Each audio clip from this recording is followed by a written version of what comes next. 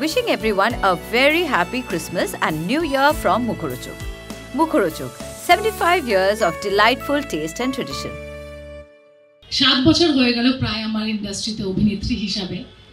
আমার মনে হয় না আমি যখন প্রথম প্রেস কনফারেন্সে বসি চ্যাম্পের জন্য তখনও আমার হাত এতটা কাঁপছিল, তখন আমার বুকটা এতটা জোরে জোরে ধুকপুক করছিল যেটা আজকে এই মুহূর্তে হচ্ছে।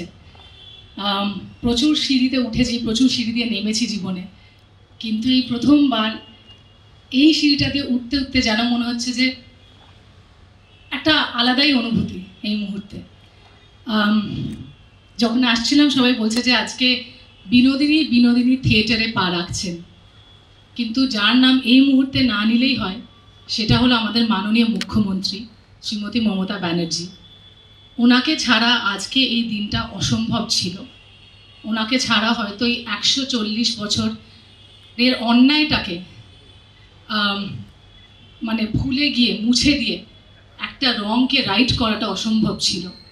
সো আমি এটাই বলবো যে আমার এখনও মনে আছে যে আমি 3 দিন আগে দিদিকে অনুরোধ করেছিলাম, কারণ আমরা যবে থেকে এই জার্নিটা শুরু করি আমি আর রাম, আমার বলতে হবে যে আমরা 2019 সাল থেকে বিনোদিনী নিয়ে আমাদের প্রথম কথা। আজ প্রায় 5 বছর হয়ে গেল, 2020, 2021, 2022, 23, 24, আজকে 2025। সত্যি লড়াইটা, এই ছবিটা করতে গিয়ে বুঝলাম যে একটা উমেন সেন্ট্রিক সিনেমা বানাতে কতটা কষ্ট হয়। যখন বিনোদিনীর মতো সাবজেক্ট আমাকে রাম বলে তখন একটা জিনিস জানতাম যে এইটা না একটা বিগ ক্যানভাস, একটা বিগ বাজেটের ছবি। এই স্বপ্নটাকে who will back it up, কে করবে, কে আমাদেরকে সাপোর্ট করবে। প্রচুর যেটা বললাম না, সিঁড়ি দিয়ে ওঠা নামা হয়েছে, প্রচুর টানাপড়ান হয়েছে। প্রডিউসার অনবোর্ড ছিল বম্বে থেকে, কোভিড এলো, সে চলে গেল। তারপরে আবার আমরা ভাবলাম যে হবে না, আবার নতুন প্রডিউসার এলো, আবার সে পালিয়ে গেল। এরকম করতে করতে যতবারই হচ্ছে বলছে যে একটা নারী কেন্দ্রিক ছবি এত বড় বাজেটে, একটা হিরোর বাজেটে একটা হিরোইনের ছবি কিভাবে হতে পারে, সেটাও বাংলায়। কিন্তু আমায় বলতে হবে যে একমাত্র মানুষ যে আমার সঙ্গে যে স্বপ্নটা আমাকে দেখিয়েছিল ওয়াজ রামকমল মুখার্জি, এবং বলেছিল যেটা হবেই। আমার এখনও মনে আছে 2022-এর শেষ, তখন রামের টিম থেকে আমাকে একটা মেসেজ আসে যে তোমাকে স্ক্রিপ্টটা আমরা মেল করে দিয়েছি, আমরা আর পারছি না, প্রায় 3 বছর হয়ে গেছে, কেউ একটা নারী কেন্দ্রিক ছবিতে কেউ ইনভেস্টই করতে চাইছে না, কেউ বিশ্বাসই করে না। আমি বললাম যে এটা নারী কেন্দ্রিক ছবি, রুক্মিণীর ছবি কেন, এটা তো বিনোদিনীর ছবি, বিনোদিনীর আত্মকথা, বিনোদিনীর গল্প, সেটাই কেউ বিশ্বাস করছে না। বলছে না, কিন্তু তুমি বিশ্বাস করেছো, তুমি ছবিটা বানিয়ে নাও, তুমি এটা করে নাও, আমরা মেল করে দিয়েছি। রাম বলেনি, রামের একজন অ্যাসোসিয়েট আমাকে ফোন করে বলেছিল। আমরা 2 মিনিট বসে গেছিলাম, নিয়ে আমি নেক্সট কলটা রামকে করি, নিয়ে আমি রামকে বলেছিলাম যে রাম, বিনোদিনী করা কিন্তু আমার স্বপ্ন ছিল না, এই স্বপ্নটা 2019 সালে তুমি আমায় দেখিয়েছিলে।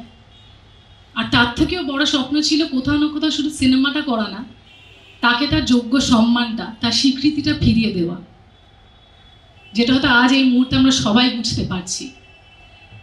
সো আমি বলছিলাম যে এই ছবিটা আমি করবো না, যদি আমি করি তাহলে আমি রামকমল মুখার্জির সঙ্গেই রুক্মিণী মাইত্রা করবে, তখনই সে বিনোদিনী দাসী হবে, নয়তো হবে না।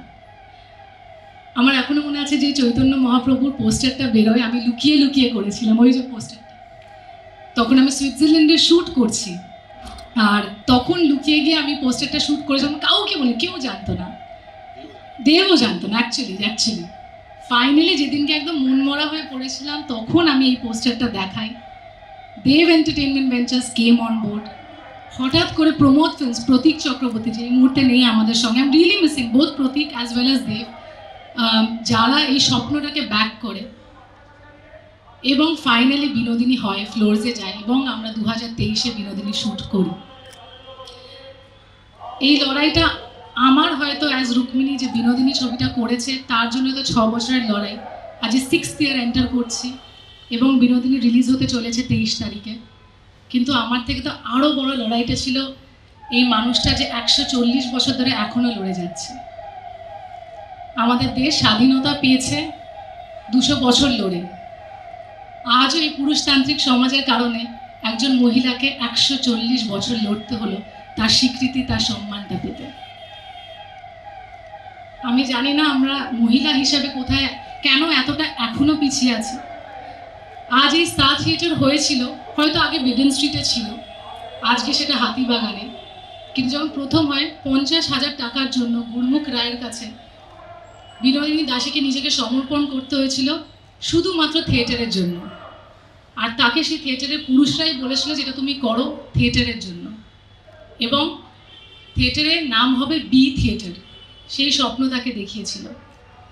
কিন্তু তারপর একটা অপরাধ, একটা অন্যায় তাকে বলে যে না, কিন্তু বিনোদিনীর নামে, একটা মহিলার নামে, এবং তার জন্ম যেখানে, তার কর্ম যেটা, সব কিছু মাথায় রেখে তাকে বঞ্চিত করা হয়।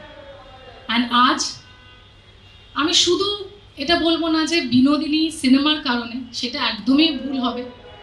অবশ্যই একটা দিদির কাছে ইচ্ছা প্রকাশ করেছিলাম, অনুরোধ করেছিলাম, কিন্তু একজন মহিলা হয় আর একজন মহিলার কথা, একজন নারীর কথা বুঝে উনি যেটা করে দিলেন, এবং এত দ্রুতভাবে করে দিলেন, ইতিহাসকে পাল্টে দিলেন, একটা নারীকে তার যোগ্য সম্মান দিলেন। অসংখ্য ধন্যবাদ। এটা শুধু বিনোদিনী দাসীর জয় নয়, এটা আমাদের টিম বিনোদিনীর জয় নয়, এটা শুধু মাত্র আমাদের মাননীয় মুখ্যমন্ত্রীর জয় নয়, এটা আমাদের নারীদের জয়, আমাদের সমাজের জয়।